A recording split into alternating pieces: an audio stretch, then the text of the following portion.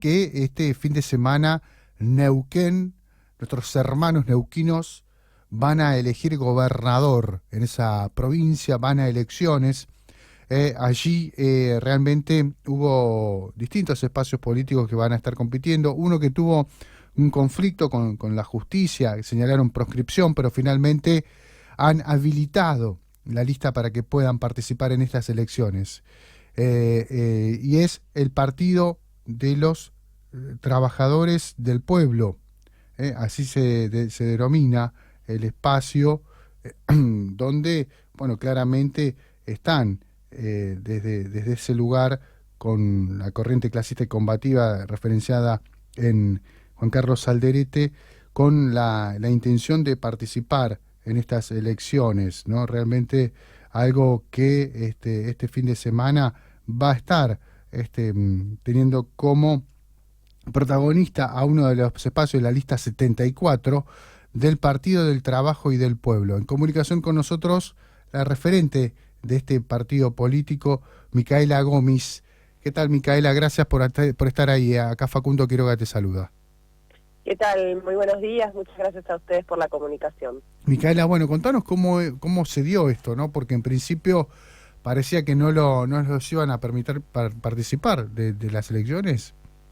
Sí, la verdad que se vivió un hecho lamentable en Neuquén que ha dejado un antecedente muy grave para todo el sistema electoral, no solo de la provincia de Neuquén, sino de todo el país, que es que, nosotros teníamos oficializadas nuestras listas desde el 20 de febrero, cumplíamos con todos los requisitos legales, tanto como partido y como candidatos y candidatas, y lamentablemente un mes y 10 días después de esa oficialización, cuando nosotros ya habíamos avanzado, por supuesto, con la campaña electoral, acercando las propuestas de nuestro espacio político a los vecinos y vecinas, finalmente la justicia electoral da de baja la lista del Partido del Trabajo y del Pueblo, la lista 74, que en mi caso encabezo para la legislatura provincial como candidata a diputada, pero que también lleva como candidato a gobernador a Ramón Ríos Seco y a Yelén Gutiérrez, del Frente de Todos Neuquino, y una cantidad de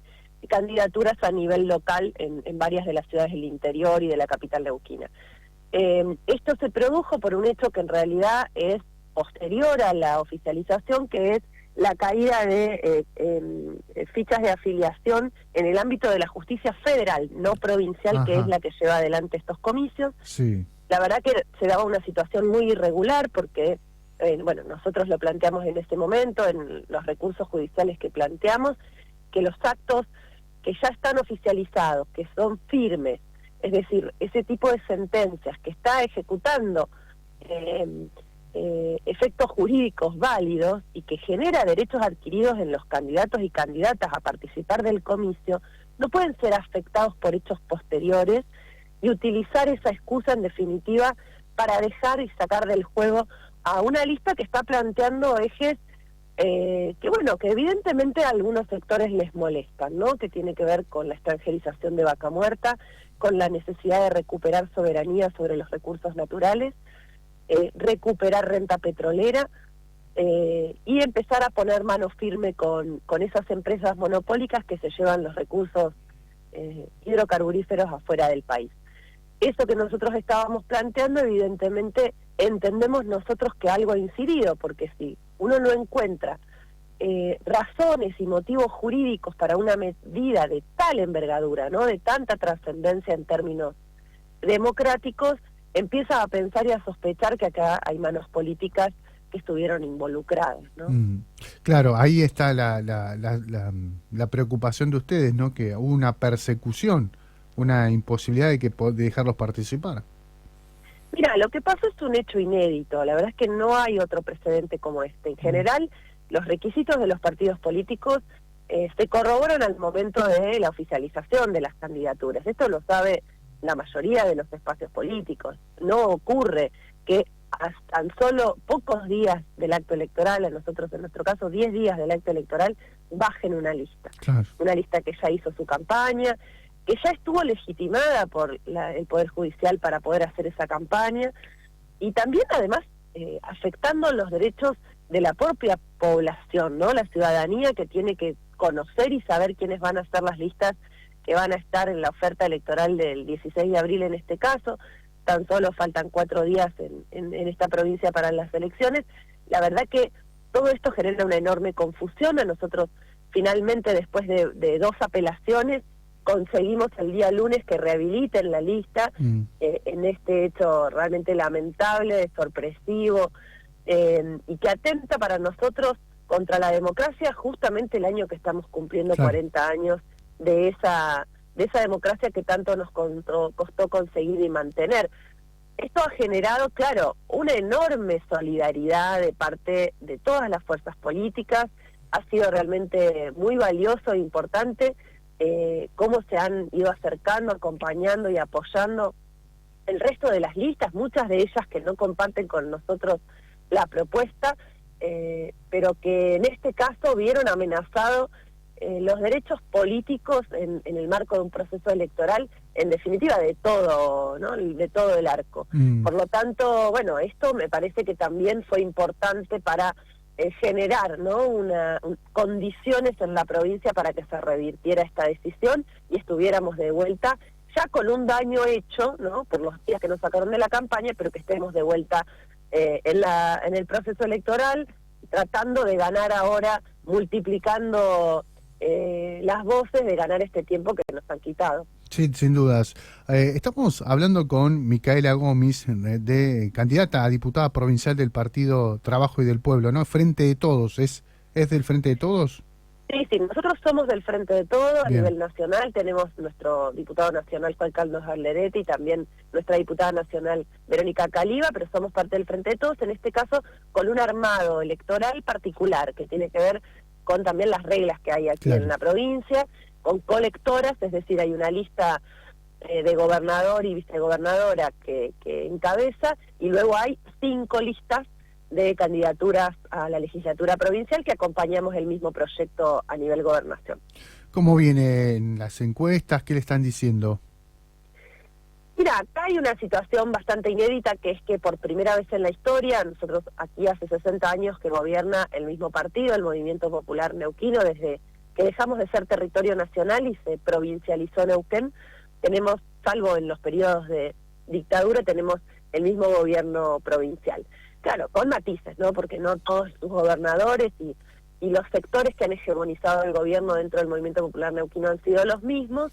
Eso ha significado que por primera vez haya un candidato del Movimiento Popular Neuquino que va por afuera de su sello partidario, que ha armado una fuerza nueva, pero que se ha llevado una cantidad de gente del Movimiento Popular Neuquino, es decir, en ese aspecto no termina de ser del todo nuevo, pero que además ha hecho un acuerdo con Juntos por el Cambio, con el PRO, con muchas fuerzas con 4 de las 5 fuerzas de Juntos por el Cambio. Es decir que, ahí hay una contienda entre lo que hoy es el gobierno provincial, que es quien nosotros ponemos la responsabilidad de gerenciar los intereses de las petroleras, defendiendo los intereses de Houston, decimos nosotros, porque allá es donde se toman muchas de las decisiones. Está esta otra oferta electoral que con Rolando Figueroa a la cabeza, que nosotros entendemos que tiene el problema de tener el límite, sobre todo de Juntos por el Cambio, que en todo el país está tratando de levantar cabeza, está a la ofensiva y está tratando de recobrar el poder tanto en las provincias como a nivel nacional, y en este caso de poner una pata en vaca muerta, que hoy, digamos, es un poco la joya de la abuela que tanto el mundo como la Argentina está mirando, ¿no? Nosotros damos una propuesta que tiene una gran trayectoria, es una propuesta que tiene una gran amplitud. La encabeza Ramón Rigoseco, que ha sido durante muchos años intendente de Cutralcó, que ha sido quien ha encabezado la pueblada del Cutralcazo en la década del 90 contra el neoliberalismo y las privatizaciones y las consecuencias de esas privatizaciones en la cuenca hidrocarburífera neuquina. Y la verdad es que tenemos un planteo muy fuerte. Ahí también está, por supuesto, el Partido Justicialista y otros partidos que somos parte del Frente de Todos. Una propuesta relacionada efectivamente a la recuperación de renta. Nosotros estamos planteando que hay que duplicar las regalías, porque hoy en Neuquén, de cada $100 que se extraen de los yacimientos, solo nos quedan $12, 88 dólares se llevan las petroleras. Hay que cambiar ese esquema de exportación, de saqueo y de dependencia, y ir a un proyecto y a un plan que tenga que ver con la industrialización en origen de ese recurso, con la generación de fábricas y polos petroquímicos, de refinerías, es decir, que podamos poner valor, agregarle valor a ese producto que hoy se llevan crudo las empresas y que a nosotros nos dejan un 40% de pobreza, una provincia con enormes desigualdades, con falta de infraestructura, redes de gas, vivienda y acceso a la tierra, y un sistema de salud y educación con enorme falta de infraestructura que hoy tiene consecuencias, ¿no?, sobre la población que accede al sistema público con enormes dificultades. Micaela, ¿cómo podrías explicar la permanencia del movimiento popular neuquino en Neuquén, ¿no? La permanencia en el poder de este movimiento. A ver, en primer lugar hay que entender que el movimiento popular neuquino nace en el momento en que el Partido Justicialista estaba proscripto. Es decir, Felipe Zapac, que era quien arma este partido y encabeza el gobierno provincial durante los primeros periodos, plantea ideológicamente y políticamente un espacio que tiene una enorme referencia con el peronismo, ¿no? Que viene a reemplazar, si se quiere, esa corriente política dentro del ámbito provincial. Eso además lo hicieron con el tiempo parado sobre un discurso relacionado con la defensa de los intereses de la provincia versus el centralismo porteño de Buenos Aires, ¿no? Entonces anclaron fuertemente la pertenencia y la identidad partidaria a la defensa del federalismo en contra de los partidos nacionales que, según ese discurso, vienen a quedarse con la energía neuquina, con las riquezas neuquinas, etcétera, ¿no? Basado, claro, en el petróleo, en el gas, pero también en las empresas hidroeléctricas que hoy abastecen una buena parte de la energía del sistema interconectado nacional. Por lo tanto, hay un anclaje importante en la identidad neuquina que tiene que ver con esos valores que para nosotros son de origen en el movimiento popular neuquino, pero con el tiempo lamentablemente se han ido perdiendo, han sido vapuleados por los propios referentes partidarios que se han ido incorporando y que hoy están en el poder y que, como te digo, más que defender los intereses de Neuquén versus Buenos Aires, terminan defendiendo los intereses de las petroleras versus los derechos de los neuquinos y las neuquinas, ¿no? Hoy se usa la bandera de Neuquén en realidad para defender esos intereses y el discurso sigue siendo contra los partidos nacionales. Eso, si a esto le sumamos una enorme identificación del partido con el Estado, porque la verdad que es escandaloso el uso de los recursos públicos, de los distintos organismos. Hoy en día cualquier trabajador del Estado tiene que hacer campaña para el partido gobernante, porque si no tiene consecuencias en su trabajo. Solamente resta transitar por las calles neuquinas para ver el escándalo publicitario que está sucediendo en la provincia, con, por supuesto, recursos públicos, ¿no? Eso es así. Entonces, hay un entramado que tiene que ver con algunas cuestiones de origen, identitarias, políticas, del movimiento popular neuquino, y después hay un uso y abuso del aparato estatal, claro, de las instituciones en favor del partido gobernante. Digo, sí, todo esto que pasó con la justicia no está al margen de eso. No, claro, entiendo. Ahora, expectativas después de todo esto para la elección del domingo, Micaela, ¿cuáles son? Yo creo que son buenas expectativas porque estamos teniendo buena evolución de la gente en la calle. Bien. La verdad que Ramón Rigoseco tiene una gran gestión para mostrar en Cutralcó. Lo que se puede hacer con un yacimiento que tiene Cutralcó gracias a la Pueblada muestra lo que podría hacerse teniendo todos los yacimientos en manos de la provincia. Por lo tanto, nosotros tenemos muy buenas expectativas. Por supuesto que no tenemos resultados cerrados. Esto va a ser una batalla dura.